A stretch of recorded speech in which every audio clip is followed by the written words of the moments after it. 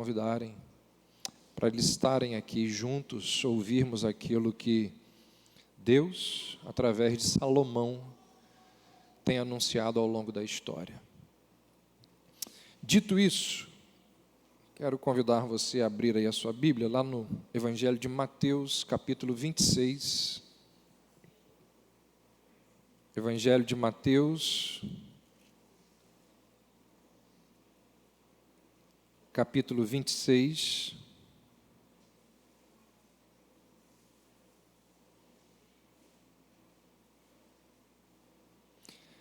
Vamos ler 3 versos, 36, 37 e 38. Foi Jesus com eles a um lugar chamado Getsêmani. Ali disse a seus discípulos: assentai-vos aqui enquanto eu vou ali orar. Levando consigo a Pedro e aos 2 filhos de Zebedeu, começou a entristecer-se e a angustiar-se. Então lhes disse: a minha alma está profundamente triste, até a morte. Ficai aqui e vigiai comigo. Talvez em nenhum outro lugar das Escrituras nós tenhamos uma descrição mais completa de como e por que Jesus morreu. Aqui no Getsêmani,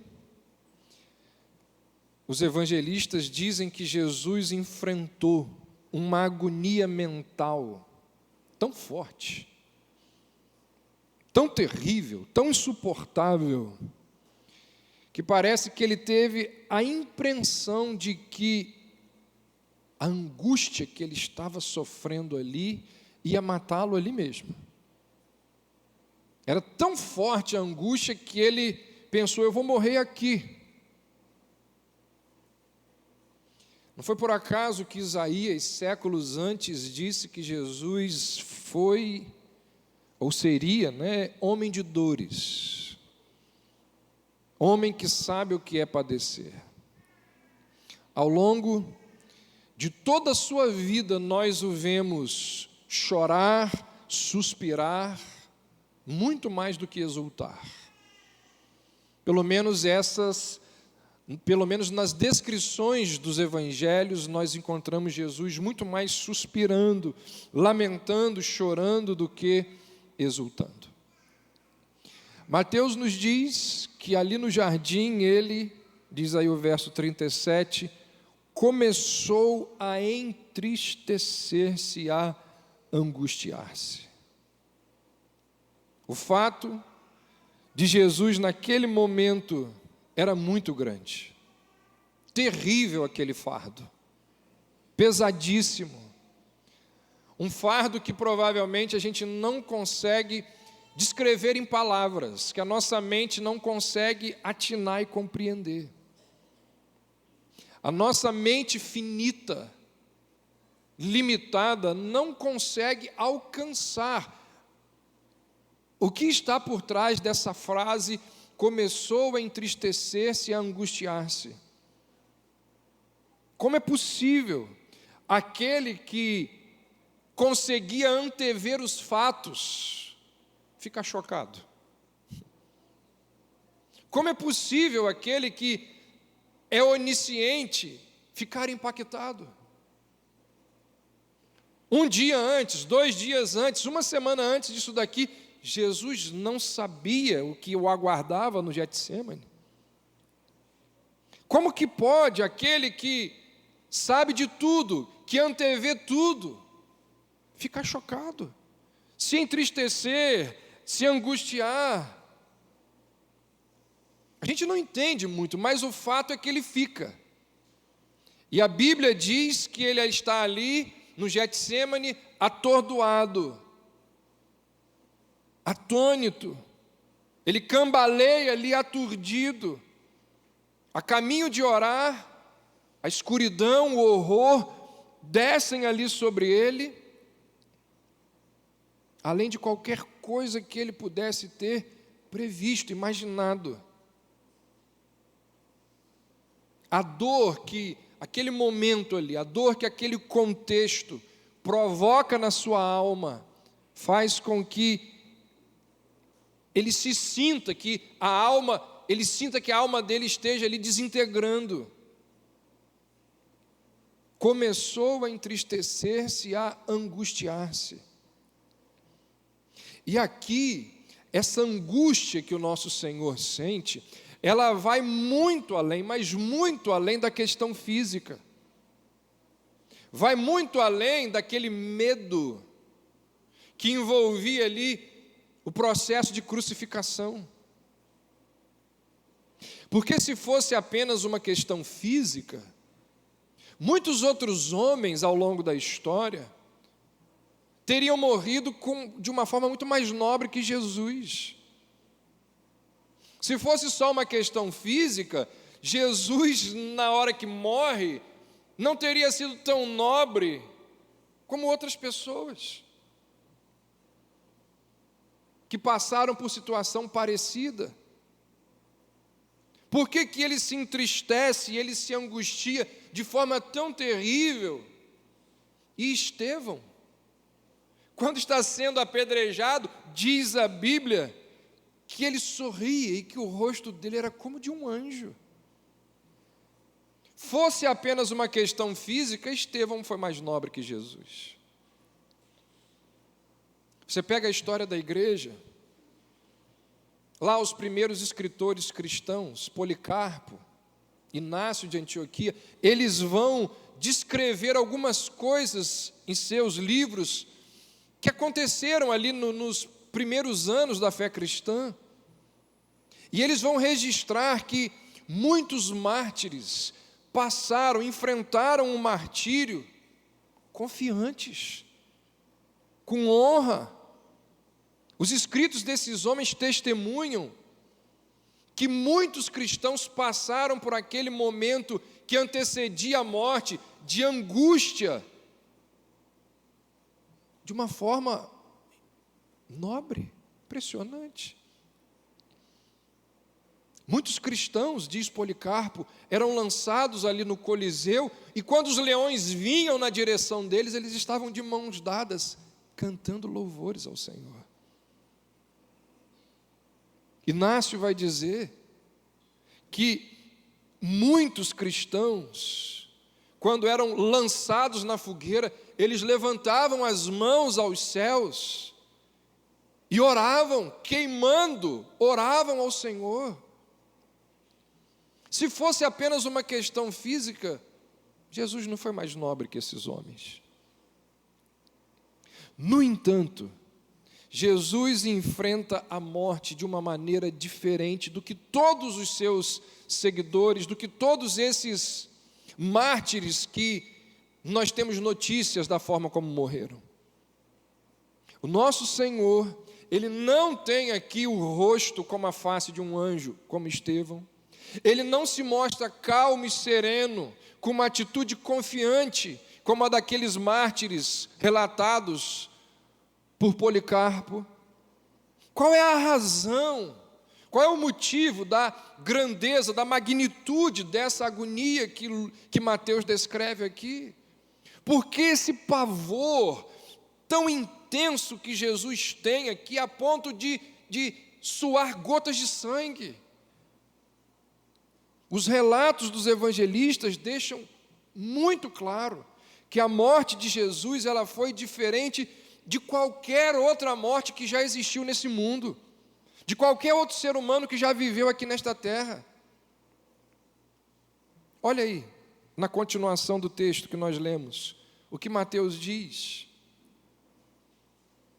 Adiantando-se um pouco, verso 39. Prostrou-se sobre o seu rosto, orando e dizendo: Pai, se possível, passa de mim este cálice, todavia não seja como eu quero, e sim como tu queres. E voltando para os discípulos, achou-os dormindo, e disse a Pedro: Nem uma hora pudeste vós vigiar comigo? Vigiai e orai para que não entreis em tentação. O espírito, na verdade, está pronto, mas a carne é fraca. Tornando a retirar-se, orou de novo, dizendo: meu pai, se não é possível passar de mim este cálice sem que eu o beba,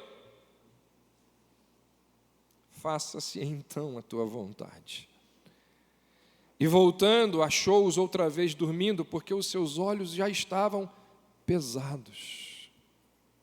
Deixando-os novamente, foi orar pela terceira vez, repetindo as mesmas palavras. Na antiguidade, o cálice era como a cadeira elétrica para os nossos dias. O que o cálice significava, o que a cadeira elétrica significa para nós nos dias de hoje, o cálice significava para os antigos. Sócrates foi executado bebendo um cálice de veneno. O cálice, ele não representava todo tipo de morte, ou qualquer tipo de morte. O cálice estava direcionado unicamente para aquela morte que era ordenada em juízo. De forma que o emprego desse termo aqui pelos evangelistas significa que Jesus sabia que ele ia ser executado. Lembra, na cronologia, ele está no Getsêmani. Os soldados romanos ainda não chegaram para levá-lo. Ele está orando. Ele sabe que a caminho dali os soldados já estão vindo. E ele em agonia diz: se possível, afasta de mim este cálice. Ele sabe da execução. No entanto, cálice, nas Escrituras, tem também uma outra conotação. Cálice, naquele contexto, naquela época, significava execução. Mas cálice nas Escrituras vai muito além da morte física.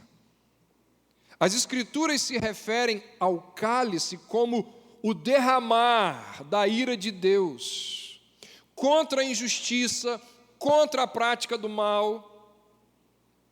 Ezequiel 23 diz assim: beberás do cálice do pavor e da assolação. Isaías 51:17 diz: cálice da ira de Deus, a taça do atordoamento. Então, a razão pela qual Jesus não morreu de forma tão nobre quanto os mártires foi porque,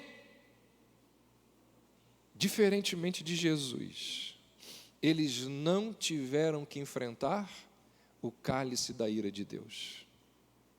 Eles sofreram o juízo dos homens, mas não o juízo dos céus. Jesus aqui não estava diante apenas da morte física. Jesus não estava apenas diante da tortura. Jesus estava prestes a provar toda a ira de Deus que seria lançada, subjugada sobre ele, porque naquele momento ali, ele representava o mal. Ali na cruz, ele se transforma em pecado. A ira de Deus se abate sobre ele, é lançada toda sobre ele. E quando ele entra no jardim, quando ele começa a orar, preste atenção nisso, pela primeira vez em toda a eternidade, pela única vez na história, porque isso nunca mais voltou a acontecer, e nunca mais voltará, mas pela primeira vez na eternidade, Jesus encontrou as linhas de comunicação com o Pai interrompidas. Ele busca o Pai em oração, ele clama ao Pai antes da crucificação, mas o que ele encontra não é o céu aberto diante dele, é o inferno. E quando ele percebe que a relação com o Pai está sendo interrompida, ele cambaleia. Quando ele percebe que aquilo que vai acontecer na cruz tem início, O que vai acontecer na cruz? Deus meu, por que me desamparaste? Quando ele começa a perceber o abandono do Pai, ele cambaleia. Ele começa a entristecer-se. Ele começa a se angustiar. Ele diz que a alma dele está profundamente triste até a morte. Não por causa do cálice humano, mas por causa do cálice divino. A relação entre ele e o Pai começa a ser interrompida. Pense naquelas pessoas mais próximas a você. Aquelas pessoas que você mais ama. Aquelas pessoas com as quais você tem uma comunhão íntima, constante, diária. Seu marido, sua esposa, seu filho, um amigo. Se a relação entre vocês fosse rompida, como que você iria reagir?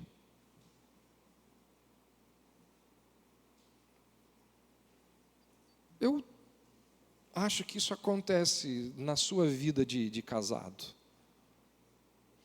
Quando eu brigo com a minha esposa e ela briga comigo, aquelas horas, aqueles dias em que a gente está brigado, que coisa terrível.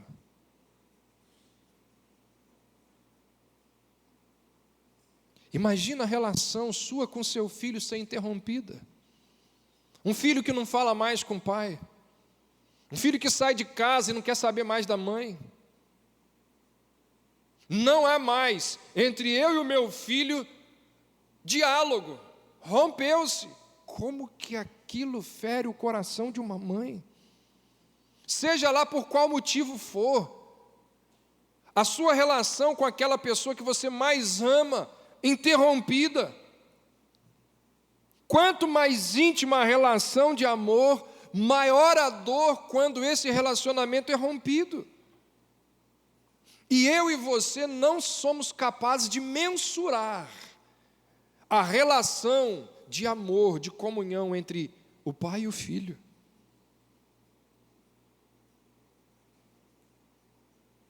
Mateus está dizendo que Jesus começa a entristecer-se, a angustiar-se, a alma dele está profundamente triste até a morte, porque o cálice da ira divina, o rompimento da relação entre pai e filho vai acontecer. E aí, nesse momento de intensa angústia, de comunhão interrompida, de peso da ira divina sendo lançada, nesse momento dificílimo, Jesus faz uma das maiores orações da história. Olha o que ele diz no verso 39. Todavia, não seja como eu quero, e sim como tu queres. Ele não faz aqui apenas... Esse aqui não foi apenas o maior ato de amor da história. Aqui nós encontramos também o maior ato de obediência da história. Se você apanhar lá o início da história humana, a descrição bíblica, quando você encontra ali o relato de Gênesis 3, o que nós temos ali? Deus coloca Adão naquele jardim e é dito a Adão para que não comesse daquela árvore. A orientação era: obedeça acerca dessa árvore e você viverá. Mas ele desobedeceu e nós sabemos o que é aquilo que aconteceu.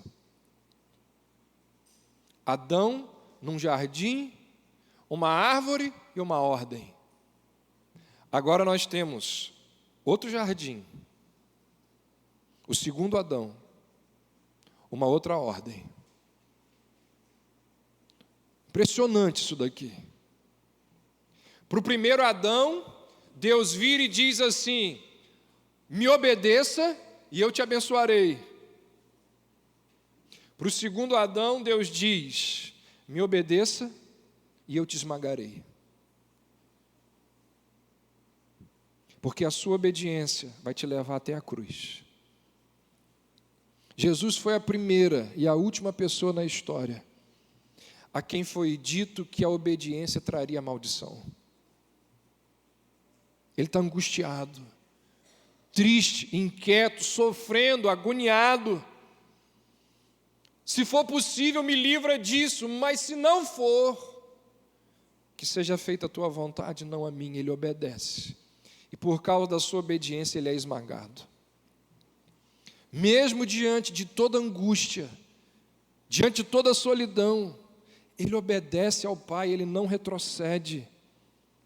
Como nós temos aprendido aqui, ao longo dos meses e anos, o nosso Senhor, Ele não apenas morre por nós, Ele não apenas morreu a morte que nós deveríamos ter morrido, Ele viveu a vida de fidelidade que nós deveríamos ter vivido, de forma que quando nós cremos em Cristo, nós obtemos não apenas os benefícios da sua morte, nós também obtemos os benefícios da sua obediência. A retidão dele é imputada a nós, por isso que nós somos chamados de justos, não porque nós temos justiça, mas porque a justiça dele é lançada sobre nós. Deus olha para nós, Deus visualiza cada um de nós e vê em nós atitudes, não nossas, mas as de Cristo. Nós somos vistos por Deus como se Jesus estivesse agindo através de nós, não apenas morrendo a nossa morte, mas vivendo a vida que nós deveríamos viver e não conseguimos viver. Por isso que Paulo vai dizer, quando escreve aos crentes de Corinto, aquele que não conheceu o pecado, ele se fez pecado por nós, para que nele fôssemos feitos justiça de Deus. Então nós não somos como aquele prisioneiro que, ao ser liberto, chegou o último dia da sentença dele, ele é liberto e tudo que ele recebe é um dinheiro ali para ele pagar a passagem dele até a casa dele que está distante da penitenciária. Tudo que ele recebe é um vale para ele conseguir pegar o ônibus e ir para a sua casa. Não, nós não somos como esse prisioneiro. Nós somos como prisioneiros aos quais, além da liberdade que é concedida, quando a gente sai da prisão, do lado de fora, tem uma comitiva que nos dá uma medalha de honra ao mérito. Mas como assim? Eu acabei de sair da prisão. Não por sua causa, filho, mas por causa daquele que fez aquilo que você jamais poderia fazer. Nós recebemos não apenas perdão e liberdade. A Bíblia diz que nós recebemos honra, justiça, por causa daquilo que Cristo fez em nosso lugar, por causa da vida de obediência que Ele teve até a morte. Eu estou aqui extremamente angustiado, vivendo algo que a humanidade nunca vai entender, nem em palavras. Se for possível, me tira disso, mas se não for, que seja feita a tua vontade. Ele obedece e ele é castigado. Ali no Getsêmani, a obediência de Cristo teve um dos testes mais complicados. Jesus foi testado na sua obediência de uma forma impressionante no Getsêmani. E a resposta foi monumental: não seja como eu quero, e sim como tu queres. E diante ali do maior desafio da sua vida, Jesus reage de forma espetacular. essa resposta não seja como eu quero, mas como tu queres, nos mostra 3 coisas. Primeiro, um modelo de integridade. Jesus está sozinho aqui. Só tinham 3 discípulos com ele, mas os 3 estavam num lugar à parte, dormindo. E quando não tinha ninguém olhando, Jesus tem a atitude certa. Ele age no escuro, ele age em particular, do mesmo modo como ele vai agir dentro de algumas horas à vista de todos. Alguém disse que integridade é aquilo que nós somos quando ninguém está nos observando, enquanto que reputação é o que as pessoas dizem sobre nós quando nós não estamos por perto. Sobre a reputação a gente não tem controle. Mesmo que a gente viva ali uma vida íntegra diante de Deus, a gente não tem controle sobre a nossa reputação, porque nós sempre estaremos na dependência da honestidade daquele que fala acerca de nós. Nós não temos controle sobre a nossa reputação, mas sobre a nossa integridade sim, porque a integridade é uma característica que depende tão somente das nossas ações, das nossas intenções. O melhor dos nossos esforços, o melhor da nossa determinação, não deve ser buscar se concentrar na nossa reputação. Tem muita gente que fica preocupado com a reputação. Nós não temos controle sobre a reputação, mas nós temos total controle sobre a nossa integridade. A Bíblia nos chama a sermos íntegros, construirmos uma vida de integridade, porque a vida de integridade pode gerar uma boa reputação, mas somente a integridade pode nos proporcionar consciência limpa, paz interior. Mesmo que a nossa reputação esteja sendo atacada, nós estamos com a consciência limpa. Por quê? Porque sabemos da nossa integridade. Quando ninguém está olhando, quando ninguém vê, Jesus diz assim: eu vou. Ele é íntegro, ele é obediente, ele é honesto. Ninguém está vendo, mas eu vou obedecer. Será que nós somos as mesmas pessoas na clandestinidade? Será que nós somos as mesmas pessoas lá no escuro daquela pessoa que a gente aparenta ser quando está todo mundo olhando? Você é a mesma pessoa que é em público, quando você está lá na sua vida particular? Quando ninguém está te olhando, quem é você?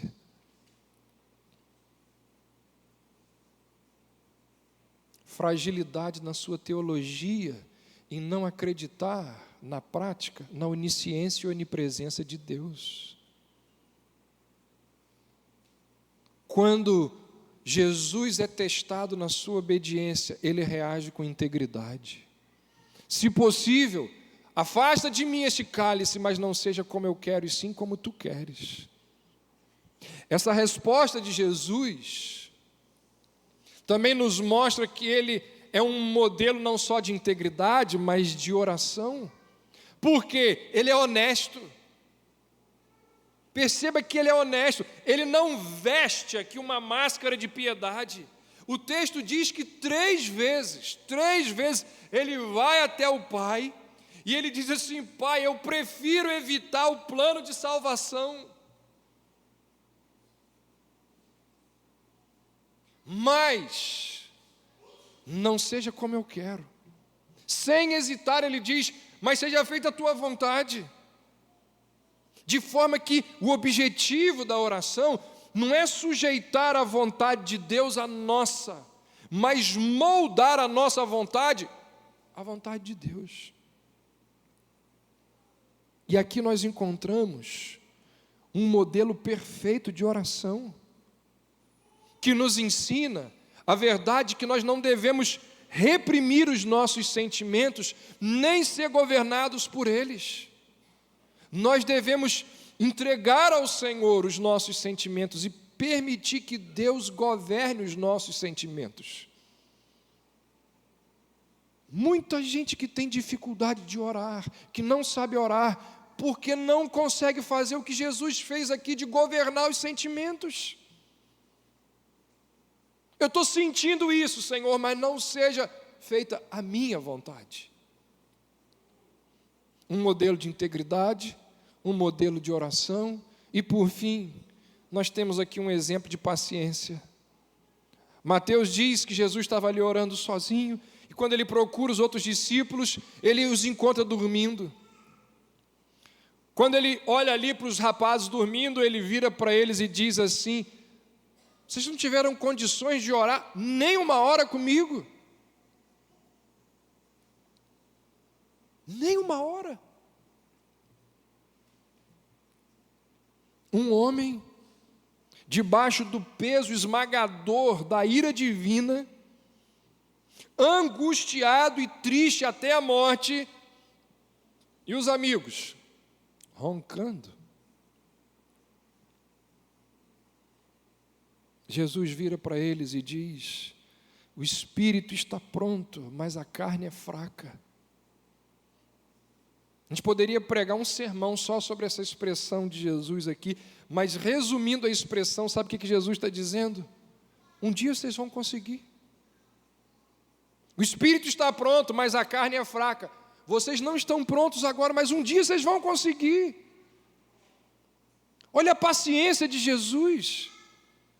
Quantos de nós aqui, num contexto muito menor do que esse aqui, numa situação muito mais simples do que essa daqui, a gente vomita impropérios, palavrões sobre os nossos amigos.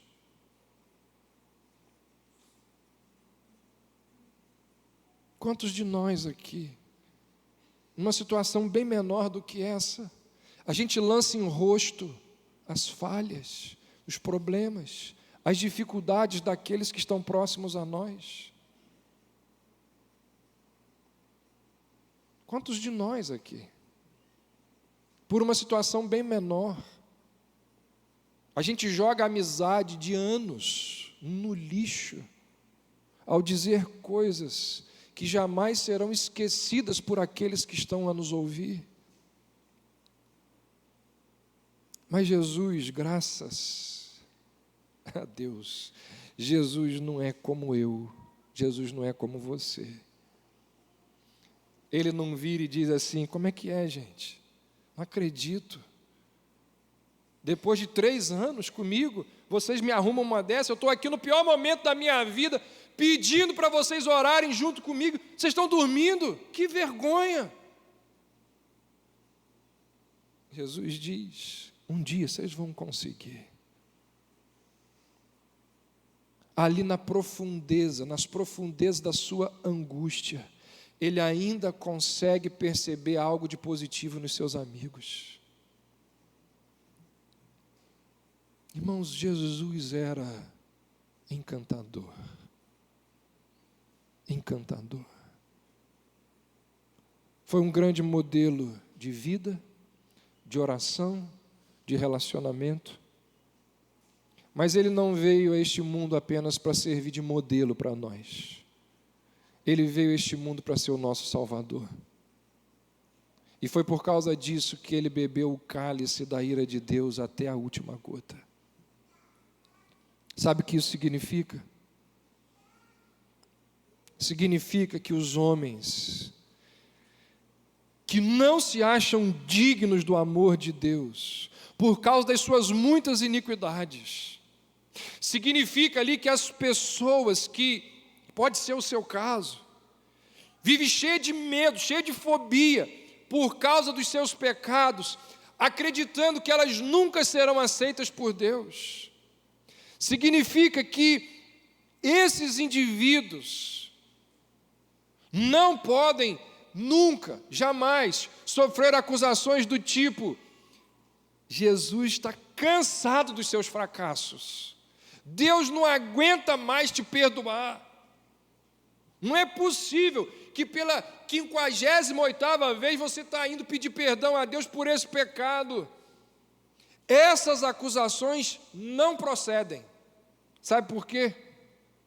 Porque se o cálice da ira divina não fez Cristo desistir de nós, nada nesse mundo fará. Se o cálice da ira divina não fez Jesus desistir de nós, não são os seus pecados que vão fazê-lo desistir de você. O inferno se abateu sobre ele e ele não abriu mão de nós. Ele suportou o peso de todos os pecados e ainda assim manteve-se firme.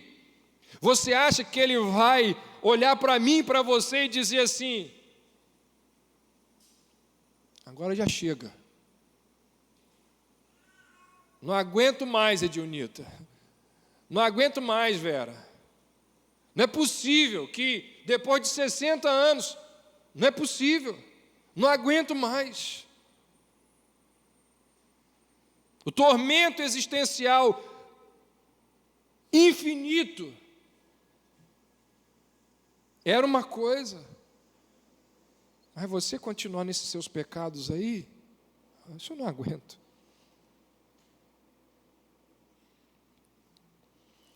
Irmãos, o que Mateus está nos dizendo aqui nesse capítulo é que se o cálice da ira de Deus não fez Jesus desistir de nós, não há nada nesse mundo, não há nada nesse mundo que o fará. Por isso que Paulo uma vez afirmou: nada poderá nos separar do amor de Deus. Por isso que o escritor aos Hebreus, lá no capítulo 13, relatou uma das promessas mais gloriosas de Deus ao homem. Ele disse assim: nunca te deixarei, jamais te desampararei. Deixa eu te dizer uma coisa que talvez você não saiba, e eu quero encerrar com isso. Esse é o amor que você tem procurado ao longo da sua vida. O único amor que é incapaz de você decepcionar. Não é o amor de um amigo, não é o amor romântico, não é o amor de um pai por um filho. É o amor que você procura por baixo de todas as buscas que você tem nesse mundo. Não existe nada comparado a isso daqui. Não é a sua relação com seus filhos que vai te trazer significado. Não é a sua relação com seu cônjuge que vai te trazer significado. São importantes, muito importantes, mas nenhuma delas se compara àquele amor que, como diz João, Jesus os amou até o fim. E é esse amor capaz de sustentar a ira divina. É esse amor que levou aquele homem triste, angustiado, até a morte. É esse amor que nós vamos celebrar agora. Quando nós comermos do pão e tomarmos do cálice, nós vamos estar dizendo aquilo que já cantamos, já dissemos em alguns cânticos aqui. Obrigado, Jesus, porque o Senhor, diante de todo o problema físico, mas principalmente diante do problema do rompimento da sua relação com o Pai, por causa do derramar da ira dele sobre ti, o Senhor não desistiu de nós. Por quê? A gente não sabe. A prova mais próxima, ou a evidência mais próxima, é o amor dele por nós, que a gente não consegue entender. E é isso que a gente vai fazer agora, agradecer ao Senhor. E é por isso que a gente vem aqui uma vez por mês, para a gente ser lembrado dessas coisas. E foi Ele que disse: façam isso, celebrem a minha morte, até que eu venha. Jamais deixem de fazer isso daqui. Isso é uma ordenança. Por que a gente tem que fazer isso aqui? Para a gente ser lembrado dessas verdades. Onde que você é lembrado disso? A não ser aqui. Então, que esse seja um momento de celebração, de gratidão, de louvor. Que os nossos filhos que aqui estão, ouvindo essas verdades, assimilando algumas coisas, percebendo o pão e o vinho que está sendo servido, que os nossos filhos que estão sendo educados nesse contexto aqui, uma vez por mês, vendo essas coisas, aprendendo, sendo inculcado neles essas verdades, que eles também possam ver, ouvir, aprender, e um dia chegar para a gente e dizer assim: pai, eu quero. Mãe, eu entendi que Jesus sofreu aquilo que eu deveria sofrer, e por causa disso, Ele é o meu Salvador. Eu entendi que Jesus obedeceu aquilo que eu jamais poderia obedecer, e por causa disso eu sou justo diante de Deus. Que os nossos filhos venham entender isso, ser batizados e entrar na família da fé. Vamos então, com reverência, alegria e gratidão, celebrar o derramar da ira divina sobre o Filho, que nos trouxe salvação, redenção em Cristo Jesus. Amém.